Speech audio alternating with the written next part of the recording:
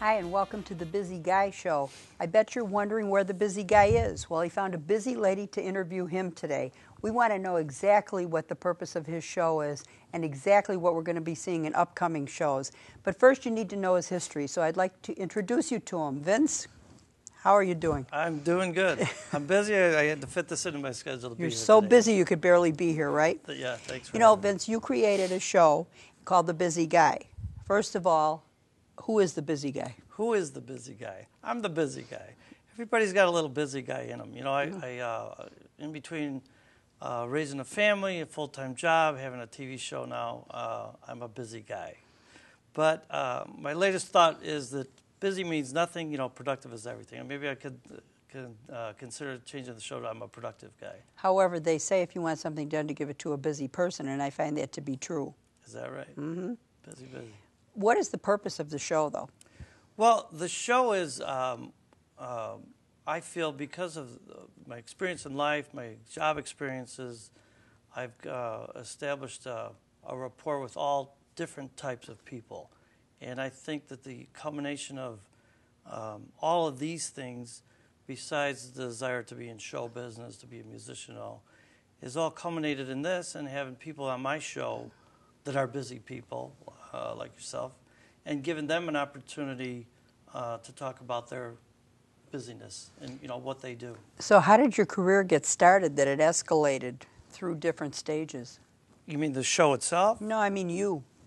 Well, it's a long story, but that's why we're here today, I guess, maybe to tell a little bit about me. Mm-hmm. But, you know, I grew up in the city. I have a great love for the city of Chicago. I was, you know, I always worked. I mean, my first job was up and down the alleys. There was a job, a gentleman, there was what they called a peddler, Nick the peddler, and he would peddle the produce up and down the alleys where the women, he would yell and people would come out, my mother being one of them, and buy fruits and vegetables from him. Well, my first job was working for him and carrying the things that the ladies brought, you know, into their homes in a bushel basket.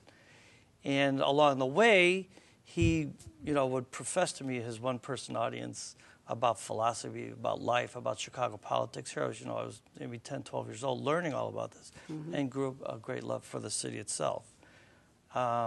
Becoming a precinct captain, assistant precinct captain, got a job as a garbage man, and decided, a friend of mine and I went to see some other friends who were in Hawaii in the Army, and decided That's a nice place to be in the Army. Yes, it is. Yes, it is. But I wasn't in it, so I got all the frills of being in Hawaii without being there. Mm-hmm.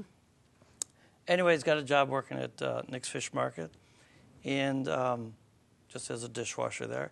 Came back to the city, and then, you know, maybe 2-3 years later, saw in the newspaper that he was opening up. And here I am, a garbage man, and decided to get in hold of him, and I became his chauffeur. Along the way, then became Maitre D. You know, so you started in politics very early in life. Very early. I mean, it was a great way to learn about the ins and outs. You know, I was precinct captain at the time when Richard J. Daley was mayor. Mm-hmm. You know, I was in those smoke-filled rooms. I was at those meetings. I was ringing doorbells, getting signatures. And as such a young person, it was a great opportunity to learn. Do you miss that?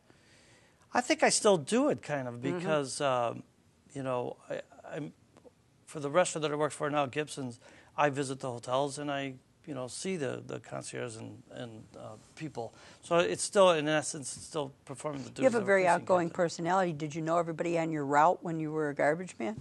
Well, the people that came out, it was like, you know, people would come out and talk to you. You know. But now you studied acting too, right? I did.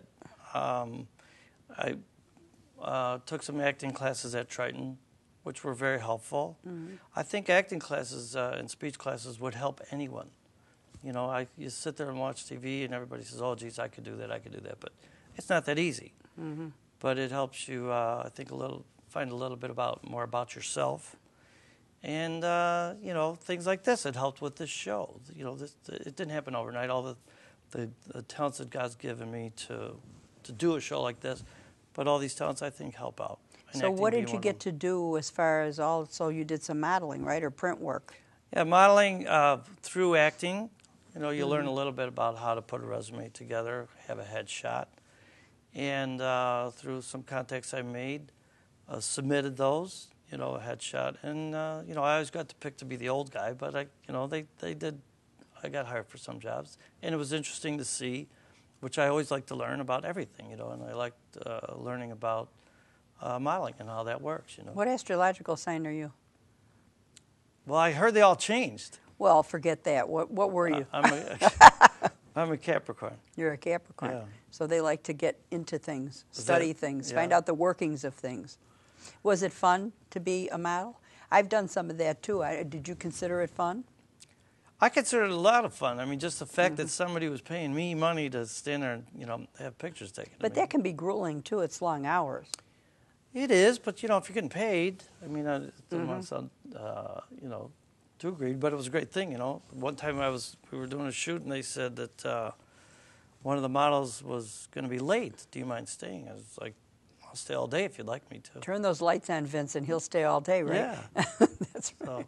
So it's an interesting industry, and another one that people take for granted, or not take for granted, but think it's really easy and think that they have the talent for it. But it's very crucial, you know. It's a lot of sit around and wait.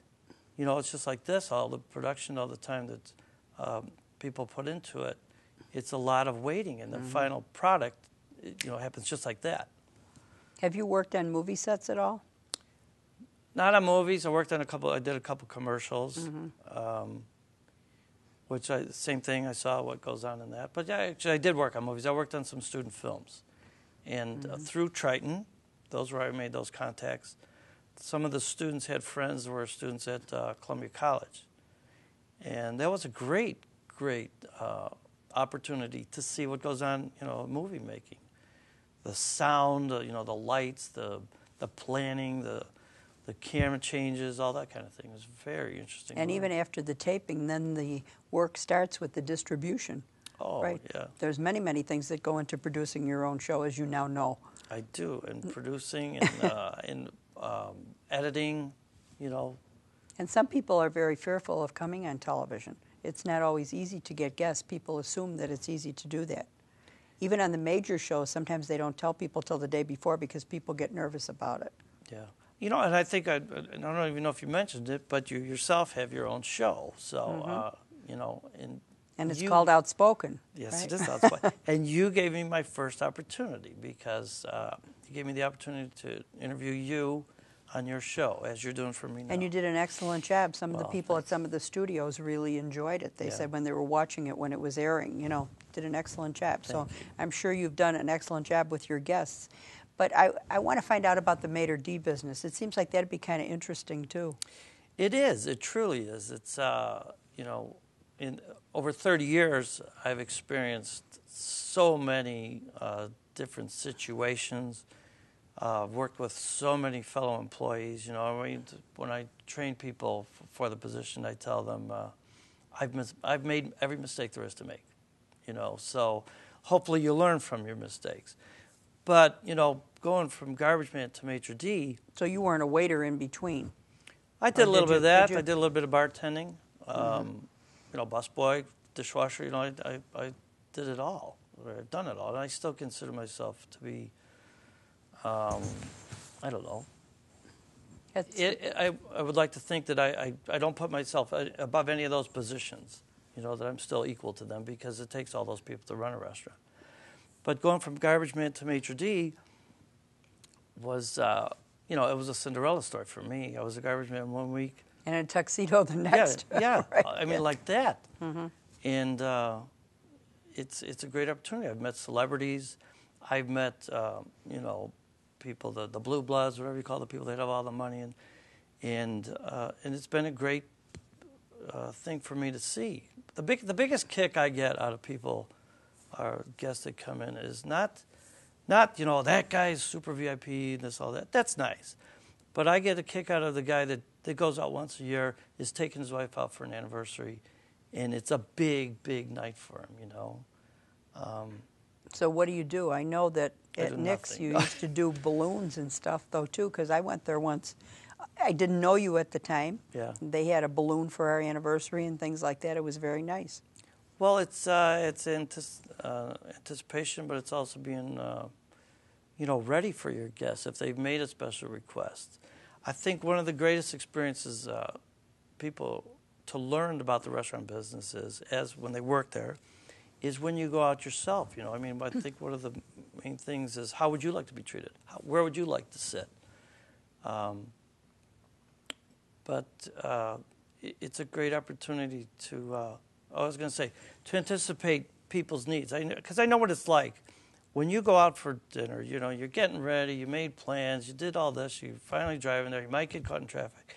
So when people come into the restaurant, their big moment is happening for them. The people in the restaurant, it's just another party. You can't treat it like that. You have to want them to feel that that moment is as important for you as it is for them, and that you're appreciating it. So I think going out for dinner and going through all that headache is the best experience. What did you find to be the difference between the people that you met of the different classes? Not really a difference. I think the bonding thing with all of them is they want to have a good experience. They want to have good food, and they want good service. That's not really asking a lot. That's what, when you open up a restaurant, that's what you said you were going to do. That was your commitment. I remember when I was trying to be on a diet with no fat and no grease, and I asked for an omelet made that way. I said, I don't even care if it breaks apart. It was just a regular restaurant. And the owner came out and said, we can't cook it that way. Yeah. I said, well, then I can't eat here anymore. But you don't go into a place you're right to be aggravated. You go in there to relax, to celebrate, to do something like that. And I've been at places that you've been at, both before I knew you and after, and you're very welcoming, I must say. Thank you. So it's very, very nice to have you. What advice would you have to give younger people who want to switch over from being in politics to being a garbage man to being a Maitre D to being a television host? That's a tough question, but I think education is one, because restaurants are not just jobs in between jobs anymore. It used to be that I'm a server, I'm a bartender, I'm going to do this because I'm doing something else. I'm going to school. Now those are careers. It's big. It's a great thing, and I think learning the ins and outs of all of it is important. But nowadays a lot more is tied into the bean counting. Going to school for the bottom line and the dollars and what's going out and what's coming in. That's true of hospitals and stuff, too. Being a nurse, I know that, and it's a shame because there's a lot of customer service and things like that need to be done there as well as restaurants, just like anywhere else. Yeah, and also the legalities of the business now, and not just the restaurant business. You can't, I'm not condoning the way things used to be, but that's how it used to be. You could say things to people and, nothing happened of it. Maybe you got a better employee because of it. But nowadays, you can't sneeze at somebody the wrong way. It's got to be documented, it's got to be written up. And maybe it probably is for a better reason, because that's why, it was all instituted. Or sometimes overdone. You focus a lot on your own ethnicity with Italian Americans and Italians on your show, right? Yes, I do. Okay. And I've had other people on besides that, other groups.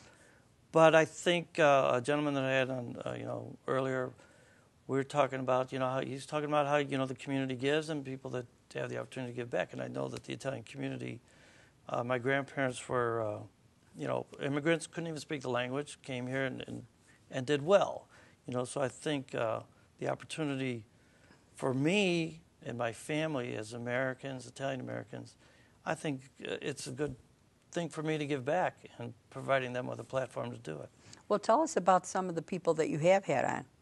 Well, before I go into the times, I think some of the ones I'm proud of also is I had a guy, Bob Schwartz. He wrote a book called Never Put Ketchup on a Hot Dog. I mean, how Chicago is that? He's with Vienna Beef, and everybody and anybody in Chicago knows about hot dogs, knows about, so he was a guest. I had a guest that was actually a high school friend of mine, Tom LeClaire, that donated a kidney, altruistically, meaning he didn't know who was going to get it. He didn't care. He just wanted to help, and he donated a kidney. So Wow. I had him on and the surgeon that performed That's the a surgery. big donation. Yeah. Yeah, It's huge. it really is. You know, I mean, I want to elaborate and make the spectrum of the show everyone. But if along the way I help the Italian community out, you know, then I think it's great. Well, it helps to show the image of whatever ethnic group you're in, to showcase them. Yeah, it's. I mean, you've had entertainers on, I know, or people Tony, that yeah, want- Tony Ocean. He happens to be Italian, but you know, he's. And you're somewhat of an entertainer yourself. Yes, I am. So I like tell to us think about that. Well, I mean, I never really, you know, I grew up in the area when the Beatles were on. I mean, just recently I'm telling some younger people, I was going to say kids, that's at work, about, you know, I actually saw the Beatles on TV. You know, I experienced that. And that just changed the whole generation. Everybody and anybody that saw that wanted to buy a guitar. Kind of went nuts. Yeah, you know. Yeah. And I grew up of 3 houses of all cousins. We all played the guitar. And I was the youngest of them. Everybody taught and learned how to play the guitar. So I never made it, you know, I would play bars and stuff. A lot of, you know, I was always playing at barbecues and grills and family things. But, you know, and then later I did some lounge singing, but nothing. Did you have any formal education in that, or No, did you those just pick cousins, it up? Those cousins that taught You me. play by ear? Yeah. I play by hand, too. But That's interesting. yeah. You know, there may be some things that I haven't asked you that you'd like people to know about their host of The Busy Guy.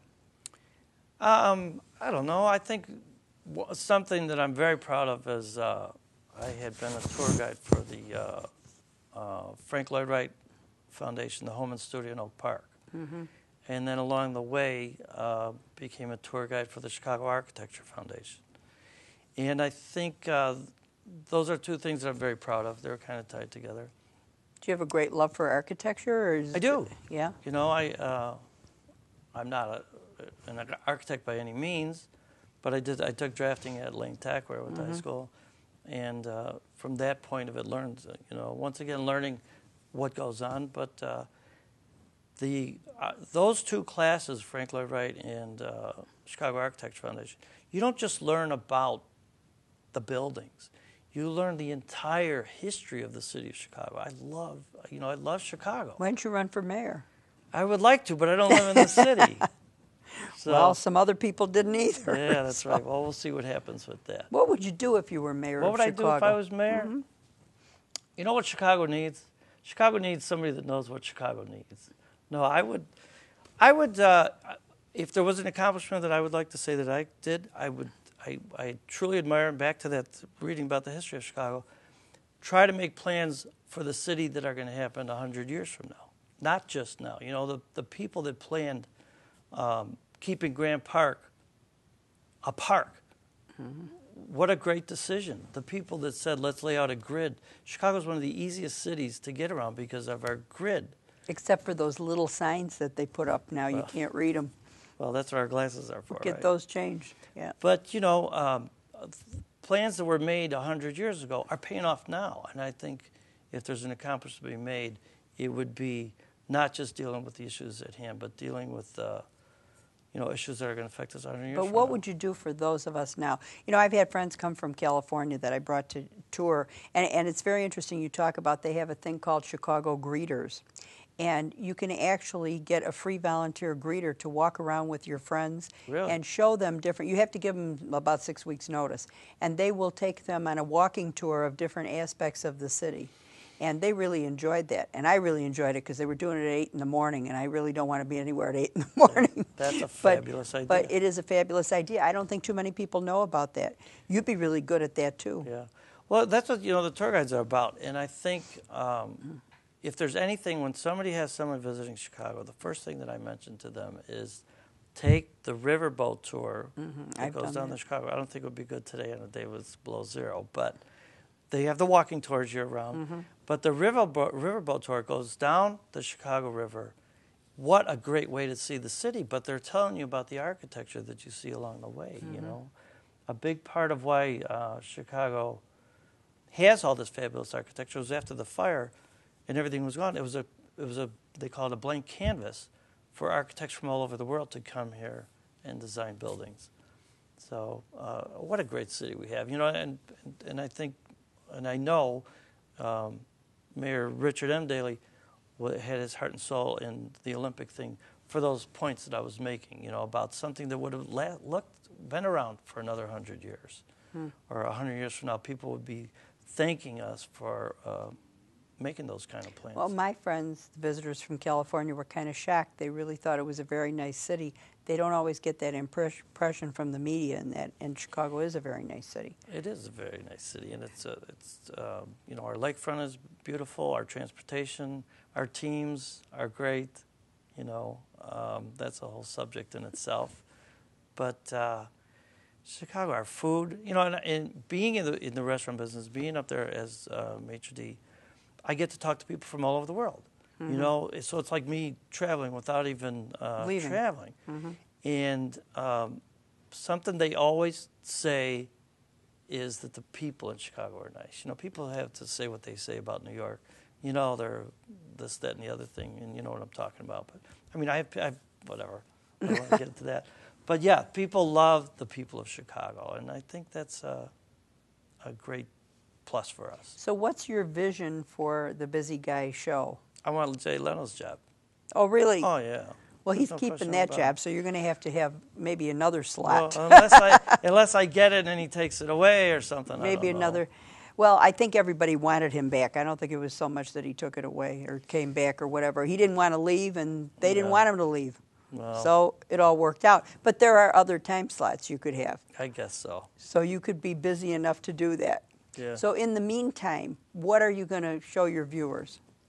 What am I going to show my viewers? Things that interest me, and I don't mean that selfish of me, but things that I think other people will want to see. You know, how many shows have you seen about a guy that's you know, that wrote a book about hot dogs? You know, I'd like to think that I'm presenting something unique, and then also that Italian American thing, because the organizations that are out there for the Italian Americans, especially in Chicago, are phenomenal. You know, and I know you have some of the friends in that group as well. Yeah, Maria Panetta, we both know, at Compagnia della Bellezza. You better pronounce it, though, because... Pionessa. No, I'm talking about the name of her shop, Compagnia della Bellezza, in Old Town on Wells. I say it the American way. I think it's Campagna. Yeah. Campagna della Bellezza. Yes, I think you're right. But the problem with that is trying to tell it to a telephone operator to get the number, right? Just say the Italian hair salon on Wells Street in Old Town. But, you know, it really is interesting to me. I think you had a beauty queen on, too, didn't you? I did. Okay. She was the Columbus Day queen. And what a great lady she is. She's not just, you know, she's a singer. She's a busy person. You know, she goes to school, Eliana in Candela. And, you know, she made us all proud. And she, you know, she'll continue her reign. You know what I found to be interesting? I was in a pageant, Mrs. Will County, and I did it for the Mrs. Illinois contest, not to win it, but to experience it for my show. And it is very, very interesting to find out all of the things that you have to do in order to get through that. And they didn't even request a specific talent in that show, but just answering the questions, you know, and I've been a psych nurse, I've been a TV host, I've been interviewed, I wrote a book, and things like that. But just going through that and seeing the performance that these younger girls have to go through for these really big pageants, who really want to win because they want a scholarship in this, and all of that it takes to become the winner of those things. Yeah. People don't realize, like you say, what goes on behind the scenes. It's not an easy thing. It takes a lot of rigid performance skills.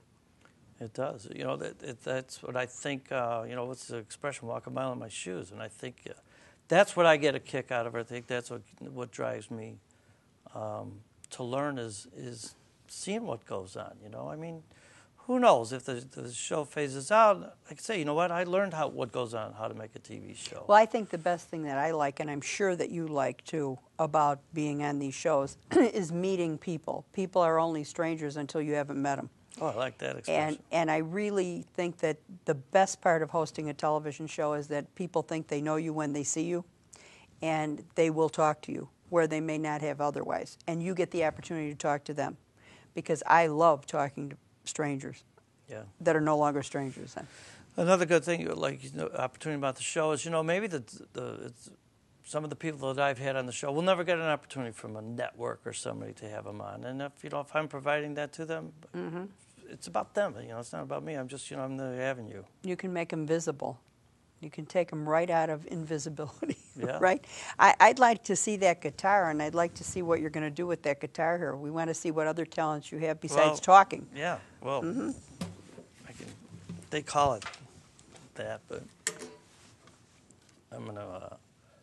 Are you going to sing too? That's what they call singing. I'm going to do Norwegian Wood here.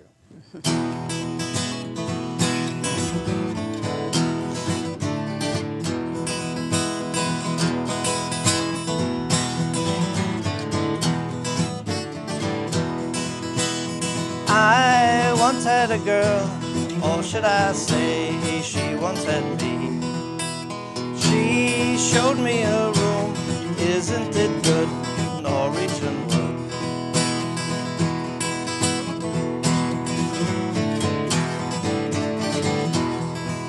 She asked me to stay and she told me to sit anywhere. So I looked around and I noticed there wasn't a chair. We sat on the rug, biding my time, drinking her wine. We talked until 2, and then she said, it's time for bed.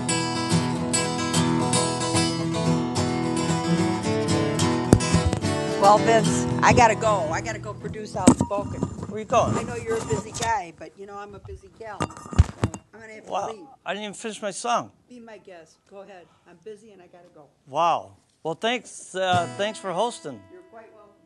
Well, she walks off of my own show. What's up with that?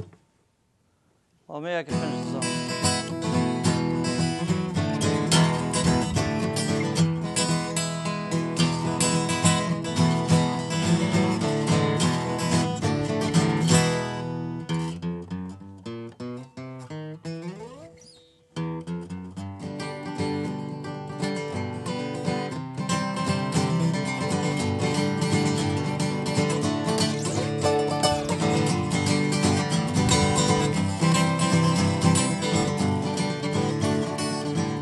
I'm a busy guy.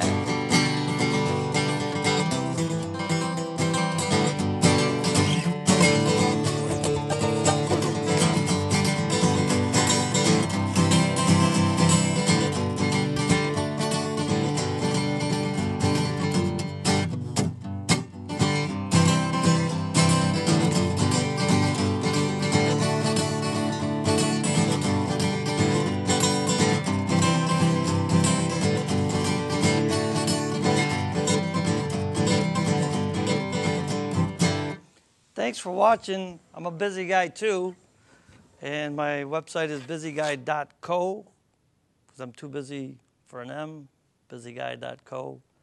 Thanks for watching. I'm sorry Karon had to walk out on me, but she's busy too. And check out my website, busyguy.co. If you're too busy to watch it, that's all.